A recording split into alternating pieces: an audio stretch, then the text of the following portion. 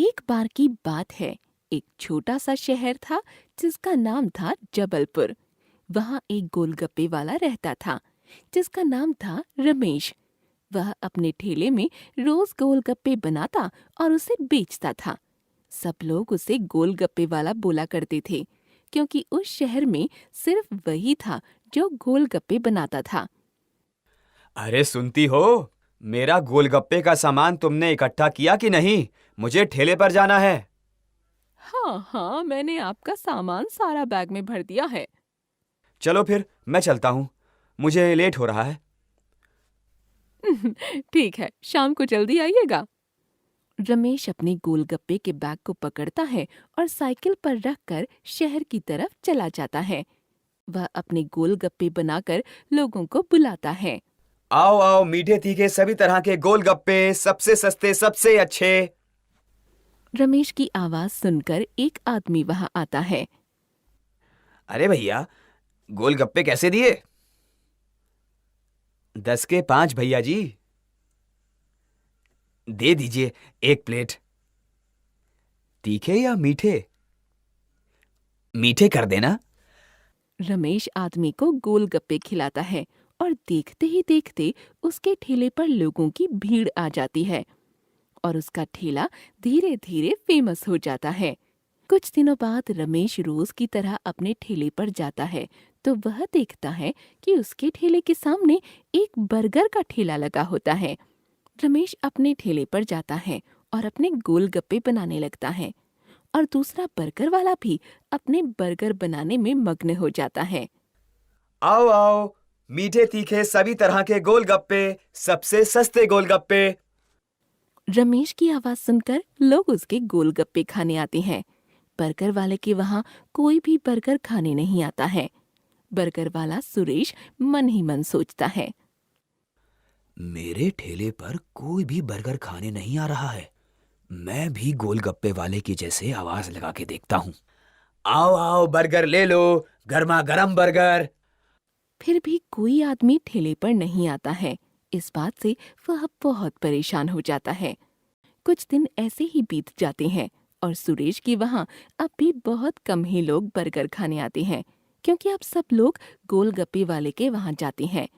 सुरेश सोचता है कि क्यों ना मैं गोलगप्पे वाले से बात करूं। अरे सुनो भाई, क्या हम एक साथ ठेला लगा सकते हैं? हाँ हाँ, क्यों नहीं सुरेश भाई, लगा सकते हैं। आजकल मेरा काम भी बहुत बढ़ गया है। तो ठीक है, कल से हम एक साथ ठेला लगाएंगे और पैसों को आधा आधा बांट लेंगे। अरे पैसा तो आते जाते रहता है, बस धंधा चलना चाहिए। आप चिंता मत कीजिए, मैं खूब मन लगाकर आपकी मदद करूंगा। इस तरह से दोनों एक साथ ठेला लगा लेते हैं और दोनों के गोलगप्पे बर्गर बिकने लगते हैं। सुरेश को ये अच्छा नहीं लगता कि उसे पैसे बराबर बांटने पड़ रहे होते हैं। तब सुरेश सोचता है कि क्यों ना मैं चालाकी से पूरा ठेला अपने कब्जे में कर लूं। सुरेश ठेले पर पहुंचता है। रमेश गोलगप्पे बना रहा है। रमेश भाई, मुझे थोड़ा पैसे दे दो, मैं बाजार से सब्जी ले आता हूँ। ये लो सुरेश भाई पैसे। सुरेश पैसे लेकर बाजार से सब्जियां लाता है। वापस आकर दोनों फिर से गोलगप्पे व बर्गर बेचते हैं। पूरा दिन बीत जाता है। फिर दोनों ठेला बंद कर अपने घर जाते हैं।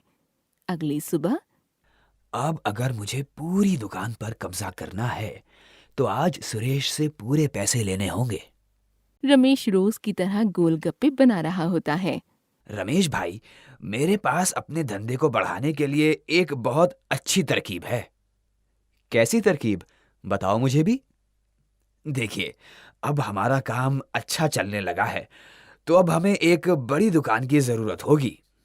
हाँ, यही बात मैं भी कुछ दिनों से सोच रहा था। तो बताओ क्या करना है? हमें अपनी दुकान के लिए निवेश करना चाहिए। तो तुम मुझे सारे पैसे दे दो, जिन्हें मैं निवेश कर एक दुकान ले लूंगा। रमेश पैसे निकालकर दे देता है। कोई अच्छी सी दुकान ढूंढना। रमेश भाई, आप चिंता ना करें, मैं अच्छी दुकान ही ढूंढूंगा। इतना कहकर सुरेश पैसे लेकर चला जाता है। अगली सुबह रमेश अपने ठेले पर आता है तो वह देखता है कि सुरेश पहले से ही दुकान में बर्गर बना रहा है और गोलगप्पे भी बना रहा है। तब रमेश सुरेश से पूछता है। अरे सुरेश भाई, आज आप इतनी जल्दी कैसे आ गए? रोज तो मैं जल्दी आकर गोलगप्पे बनाता हूँ। मेरी दुकान है तो मैं ही तो गोलगप्पे और बर्गर बनाऊंगा ना। ये कैसी बात कर रहे हो सुरेश भाई? दुकान तो हम दोनों की है। ये दुकान मेरी है, सिर्फ मेरी। मैंने तुम्हें नई दुकान ढूंढने के लिए पैसे दिए थे, तुम्हें ये भी याद नहीं? तुमने मुझे पैसे दिए थे, इसका तुम्हारे पास कोई सबूत है? आज तुम्हें हो क्या गया है? तुम ऐसी बातें क्यों कर रहे हो? देखो भाई, सुबह सुबह दिमाग खराब मत करो, मुझे अपना काम करने दो। ये सब बातें सुनकर रमेश बहुत ही ज्यादा दुखी हो जाता है और वहां से चला जाता है। रमेश थोड़ी देर तक सोच सोच कर चलते रहता है कि सुरेश ने उसके साथ ऐसा क्यों किया। मैंने तो उसे अपनी दुकान में रखा था। ये सब बातें सोचते सोचते रमेश बहुत ज्यादा दूर पहुंच जाता है। उसे रास्ते में एक आदमी मिलता है। अरे भाई, कौन हो तुम? यहाँ तो कभी नहीं देखा तुम्हें। मेरा नाम रमेश है, मैं पास ही के गांव में रहता हूँ। लेकिन तुम यहाँ कैसे पहुँच गए? मैं कुछ सोच कर चल रहा था, चलते चलते यहाँ तक पहुँच गया और मुझे पता ही नहीं चला। तुम बहुत ही ज्यादा दुखी लग रहे हो। अपनी परेशानी मुझे बताओ, क्या पता मैं तुम्हारी परेशानी हल कर सकूं। मैं शहर में एक गोलगप्पे का ठेला लगाता था, जिसमें मेरी बहुत बिक्री होती थी। मेरे सामने एक बर्गर वाला आया, जिसका ठेला नहीं चल रहा था, तो मैंने उसे अपने साथ ही बर्गर और गोलगप्पे साथ में बेचने के लिए बोला। परंतु चालाकी से उसने मेरी पूरी दुकान ही हड़प ली। तो इस बात से तुम परेशान हो? हाँ। चलो हम पुलिस में उसकी रिपोर्ट करते हैं। इसका कोई फायदा नहीं है। मेरे पास कोई सबूत नहीं है कि वो दुकान मेरी है और मैंने उसे पैसे दिए थे। अरे तुम चिंता मत करो, तुम्हारे लिए मेरे पास एक उपाय है। कैसा उपाय, बताइए। मैं बैंक में काम करता हूँ और हमारे बैंक में मोदी जी के द्वारा चलाई गई एक योजना चल रही है, जिसमें आप अपना नया रोजगार खोलने के लिए लोन ले सकते हैं। तो तुम वो लोन ले लो और अपनी दुकान फिर से चला लो। क्या ये बात सच है? हाँ हाँ, बिल्कुल सच है। ठीक है, मैं आज ही लोन लेता हूँ।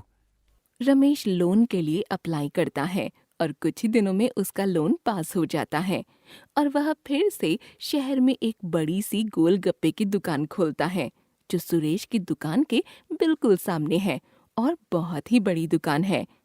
ये देखकर शहर के सभी लोग रमेश की दुकान पर आते हैं और गोलगप्पे खाते हैं, जिससे सुरेश का धंधा फिर से ठप हो जाता है।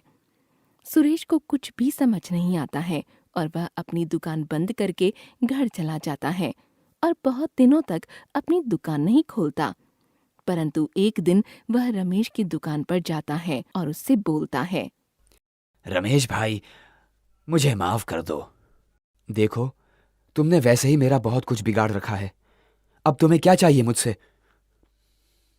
मैंने तुम्हारे साथ बहुत ही गलत करा। धोखे से तुम्हारी दुकान भी हड़प ली। अब मेरी दुकान नहीं चल रही है, तो तुम मुझे फिर से अपनी दुकान पर रख लो। देखो, अगर कोई आपका विश्वास तोड़ दे तो उसे दूसरा मौका नहीं देना चाहिए। इसलिए अब मैं तुम्हारे साथ कोई भी व्यापार नहीं करना चाहता हूँ। सुरेश बहुत परेशान हो जाता है और उसे समझ आता है कि किसी का विश्वास नहीं तोड़ना चाहिए। हेलो दोस्तों, नई नई कहानियाँ देखने के लिए हमारे चैनल को सब्सक्राइब जरूर करें। हमारी इस कहानी को लाइक करें और अपने दोस्तों के साथ शेयर जरूर करें।